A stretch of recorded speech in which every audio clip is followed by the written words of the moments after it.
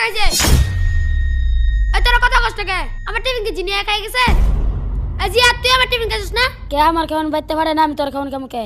আমার বাচ্চা তো টিফিন বেড়াইছে। এ সাব্বির তুই খাইছিস না? না আমি খাই নাই, আমার বাড়িতে খানো আনে। তে টিফিন খাইছে কেডা? যে টিভি না না না সেই তো খাইছে। হামজালা তুই খাইছিস না? এই মাথার সাথে একমাত্র তো তুই এতিম, তোর বাড়ি থেকে খাবার আসে না। আমি তো খাইছি না। না তুই খাইছস। কি হয়েছে শোয়েব? হুজুর ওই আমার খাবার খেয়ে ফেলছে। কে তোমার খাবার খাইছে? হামজালা।